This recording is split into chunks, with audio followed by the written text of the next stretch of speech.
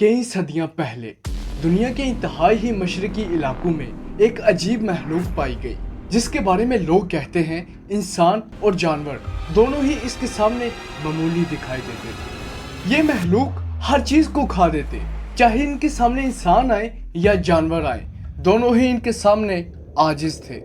لیکن پھر ایک بادشاہ آیا جس کا ذکر قرآن مجید میں بھی ہے، جس کا نام ذوالقرنین تھا۔ ذوالقرنین نے نہ صرف اپنی عقل اور حکمت سے لوگوں کی رہنمائی کی، بلکہ اس نے یجوج مجوج کو روکنے کے لیے ایک مکمل دیوار تعمیر کر دی، اتنی مضبوط دیوار کہ اس کے پار جانا ناممکن تھا۔ اور صدیوں سے یجوج مجوج اس پہاڑ کے پیچھے آج بھی ہیں۔ لیکن جس طرح ہر کہانی کا موڑ ہوتا ہے، اس کا بھی ایک موڑ ہے کہ روایت میں آتا ہے کہ کچھ لوگ کہتے ہیں کہ یہ پہاڑ کو چاٹ کر سمندر کے نیچے سے نکل کر دنیا کے مختلف علاقوں تک پہنچ چکے ہیں۔ کچھ لوگ کہتے ہیں انہوں نے امریکہ کے کچھ علاقوں میں قدم رکھے مگر ڈر کی وجہ سے دوبارہ غار میں چھپ گئے۔ اب سوچیں کہ یہ سلسلہ صدیوں سے جاری ہے، لیکن ایک دن آئے گا یہ مخلوق پوری زمین پر پھیل جائے گی اور وہ تباہی لائیں گے جس کی ہم توقع رکھتے ہیں۔ جب ان کا مقصد پورا ہوگا تو ایک ہی رات میں ایک بیماری ان کو ختم کر دے گی۔ کون سی بیماری ہوگی؟ پھر ان کی لاشوں کو کون سا پرندہ زمین سے صاف کر دے گا؟ مگر یہ سب کچھ کیا کس کے لیے جا رہا ہے؟ وہ کون سی شخصیت ہے جنہیں ہر مذہب، ہر قوم، ہر قبیلہ، چاہے وہ ریڈ انڈین ہوں، چاہے افریقہ کے جنگلی قبائل ہوں، چاہے آسٹریلیا کے دور دراز علاقوں میں پائے جانے والے لوگ ہوں، وہ سب اس عظیم ہستی کا انتظار کر رہے ہیں۔ ہر مذہب نے، ہر عقیدے نے اپنے طور طریقے سے ان کو یاد رکھا ہے۔ وہ کون سی شخصیت ہے جن کو قرآن میں امام مہدی علیہ السلام کہا جاتا ہے؟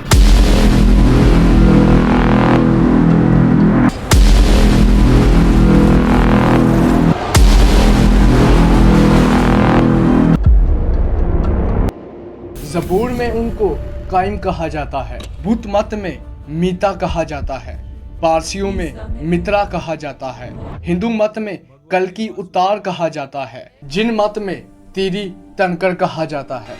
لیکن سب سے اہم بات تو یہ ہے کہ ہر مذہب نے اس شخصیت کو ایک بلند مقام دیا۔ کسی نے اپنا نبی کہا، کسی نے پیغمبر کہا، کسی نے اپنا معبود کہا، کسی نے ولی کہا اور کسی نے امام کہا۔ چاند اور سورج کی پوجا کرنے والوں نے انہیں اپنا معبود یعنی کہ خدا مانا۔ ہر مذہب نے، ہر عقیدے نے ان کو اپنی سوچ کے مطابق بلند ترین مقام دیا۔ اب یہودیوں کے نزدیک یہ مسیحا آئیں گے اور یہودیوں کے لیے راستہ ہموار کریں گے۔ عیسائیوں کے نزدیک یہ مسیحات کی فتح لائیں گے اور دنیا پر روشنی پھیلائیں گے۔ بدھ مت والے انہیں ہر شخص کے لیے مہاتما بنائیں گے۔ پارسیوں کے نزدیک یہ ان کی عظمت رفتار کو بحال کریں گے اور پوری دنیا میں عدل و انصاف پھیلا دیں گے۔ ہندوؤں کے نزدیک یہ دنیا پر ہندو مت کا جھنڈا گاڑیں گے۔ جن مت والے ان کے ذریعے دنیا کے نئے اصول اور انصاف کی روشنی میں بدل جائیں گے۔ لیکن حقیقت تو یہ ہے کہ یہ کسی ایک قوم یا مذہب کے لیے نہیں آئیں گے، یہ پوری کائنات کے لیے آئیں گے اور ان کا ایک مذہب علیحدہ ہوگا جس کا قرآن مجید میں ذکر ہے، جسے دین حنیف کہا جاتا ہے۔ یہ وہ دین الہی ہوگا جو ہر مذہب والا بآسانی قبول کر لے گا، وہی قبول نہیں کرے گا جس کا دل کالا اور میلا ہوا۔ لوگوں کے ذہن میں اکثر یہ تصویر پائی جاتی ہے کہ امام مہدی علیہ السلام صرف مسلمانوں کے لیے آئیں گے اور وہ دنیا میں آ کر ہندو، عیسائی اور یہودیوں کے مذہب سے جنگ لڑیں گے اور ان کو ہلاک کر دیں گے۔ مگر حقیقت بالکل اس کے برعکس ہے۔ حقیقت یہ ہے کہ وہ شخصیت خالق کائنات کی طرف سے پوری کائنات کے لیے بھیجی جائے گی۔ یہ شخصیت دنیا میں آ کر بدی اور نفرت کو ختم کر دیں گے۔ یہ سب مذاہب والوں کو ایک جھنڈے کے نیچے جمع کریں گے اور سب کے دل میں اللہ کا نور ڈال دیں گے اور یہ سب لوگ اللہ کی طرف جمع ہو جائیں گے۔ در حقیقت یہ دنیا میں آنے سے پہلے انسان کی روح یا انسان کا ایک ہی دن ہوتا تھا۔ یہ دنیا میں جتنے بھی مذاہب ہیں، چاہے ہندو ہے، مسلمان، عیسائی، یہودی، سکھ، یہ سب انبیاء کی تعلیمات سے وجود میں آئے یا وقت کے ساتھ تعلیمات کو بگاڑ کر یہ مذہب کا روپ دیا گیا۔ لیکن حضرت امام مہدی علیہ السلام کے آنے سے بعد یہ سب لوگ اسی اصل دین کی طرف لوٹ جائیں گے، مگر حضرت امام مہدی علیہ السلام کے ظہور سے پہلے یہ دنیا انتہائی ہلاکت انگیز جنگ کے دہانے پر کھڑی ہوگی۔ روایت میں آتا ہے کسی بادشاہ کے انتقال کے بعد اس کی جانشینی کے سلسلے میں یہ اختلاف ہوگا، اور یہ اختلاف اتنا بڑھ جائے گا کہ لوگ اپنے اپنے موقف پر ڈٹے رہیں گے، اور یہ سلسلہ حضرت امام مہدی علیہ السلام کے ظہور تک جاری رہے گا۔ یہ جنگ نہ تو کسی مذہب کے لیے ہوگی اور نہ ہی کسی ملک یا قوم کے فائدے کے لیے ہوگی۔ یہ عالمی آزمائش کا ایسا لمحہ ہوگا کہ جس کے اندر پورا ارض کی بڑی آبادی متاثر ہوگی اور انسانی تاریخ کی سب سے بڑی تباہی ہوگی۔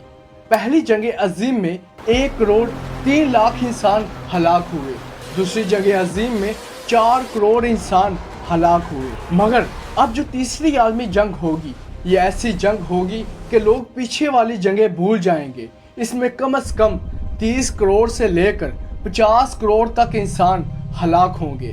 یہ جنگ اتنی شدید ہوگی کہ زمینی مخلوق کے علاوہ سمندری مخلوق بھی متاثر ہوگی، اور جو علاقے جنگ کی زد سے بچ گئے اس پر ایک گرم اور شدید آندھی آئے گی جو جنگ کی شدت کی نشانی ہوگی۔ مگر اب بات کرتے ہیں یجوج مجوج کی۔ یہ تیسری عالمی جنگ کے بعد ظاہر ہوں گے، اور انہی کے ذریعے جنگ میں جتنی لاشیں ہوں گی، جتنے لوگ مر چکے ہوں گے، ان کی لاشوں کو ٹھکانے لگایا جائے گا۔ یہ انسانی لاشوں کو کھائیں گے اور زمین کی صفائی کر دیں گے تاکہ حضرت امام مہدی علیہ السلام کے ظہور تک زمین تیار ہو جائے۔ یہ مخلوق جنگجو بلا کی ہے، ان کی تعداد اتنی ہوگی کہ ملائکہ کے بعد سب سے زیادہ شمار ان کا کیا گیا ہے۔ یہ یجوج مجوج حضرت نوح علیہ السلام کے زمانے میں مشرقی علاقوں میں پیدا ہوئے تھے جہاں سے سورج طلوع ہوتا ہے۔ یہ وہاں سے آ کر انسانی آبادیوں میں گھس جاتے اور وہاں جا کر انسانوں اور جانوروں کو کھا دیتے۔ پھر بادشاہ ذوالقرنین، جن کا ذکر قرآن مجید میں بھی آتا ہے، انہوں نے ایک مضبوط دیوار بنائی اور ان کے پیچھے ان کو قید کر دیا، اور وہ آج بھی چائنا کے پہاڑوں میں قید ہیں۔ ان کے بارے میں روایت ہے وہ اپنی زبان سے دیوار کو چاٹتے ہیں، دیوار اتنی پتلی ہو جاتی ہے کہ باہر سے روشنی بھی آنا شروع ہو جاتی ہے، پھر دوبارہ اس دیوار کو بھر دیا جاتا ہے۔ لیکن جب حضرت امام مہدی علیہ السلام کے ظہور سے پہلے ان کو ظاہر کیا جائے گا اور یہ زمین پر آ کر تباہی مچا دے گی۔ لیکن حضرت امام مہدی علیہ السلام کی برکت اور حضرت عیسیٰ علیہ السلام کی دعا سے ایک ہی رات میں ایک بیماری آئے گی جس کا نام تحف ہے، وہ ایک ہی رات میں ان کو ختم کر دے گی۔ پھر ایک پرندہ جس کا نام انفا ہے وہ ان کی لاشوں کو کھا دے گا جو زمین سے ان کی گندگی کو صاف کر دے گا۔ پھر آخری جنگ دجال سے ہوگی۔ کچھ لوگوں کا تصور یہ ہے کہ دجال یہودیوں میں سے ہوگا یا کسی اور مذہب میں سے ہوگا، مگر در حقیقت بات یہ ہے کہ دجال مسلمانوں میں سے ہوگا۔ اس کی ایک آنکھ ہوگی، دوسری آنکھ نہیں ہوگی۔ ایک آنکھ ہونے سے مراد کہ اس کو نماز، روزہ، زکوٰۃ سب کچھ آتا ہوگا، شریعت سب کچھ آتی ہوگی۔ ایک آنکھ نہ ہونے سے مراد اس کے اندر اللہ کا عشق نہیں ہوگا، محبت نہیں ہوگی جس سے انسان اللہ تک پہنچتا ہے۔ اس کی یہ ظاہری آنکھیں ہوں گی، ہر انسان کو دونوں آنکھیں نظر آئیں گی، مگر ایک آنکھ نہ ہونے سے مراد اندر کی آنکھ نہیں ہوگی۔ اگر ایک آنکھ ہوئی تو ہر ایک پہچان جائے گا کہ یہ دجال ہے۔ پھر اس کے ماتھے پر کافر لکھا ہوگا، ضرور لکھا ہوگا، مگر وہ ہر انسان کو نظر نہیں آئے گا، وہ صرف ان کو نظر آئے گا جن کے دل میں اللہ کا نور ہوا۔ اگر ماتھے پر صاف کافر نظر آ رہا ہو تو کوئی بھی اس کی بیعت نہیں کرے گا۔ پھر نبی پاک صلی اللہ علیہ وآلہ وسلم نے فرمایا کہ دجال کے 72,000 عالم مسلمان جو ہوں گے وہ اس کے ہاتھ پر جا کے بیعت کریں گے۔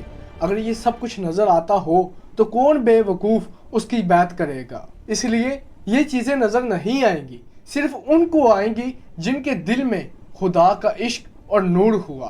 اسی لیے اللہ تعالیٰ کا عشق، محبت اپنے اندر پیدا کرے تاکہ کل کو آپ دھوکہ نہ کھا سکیں۔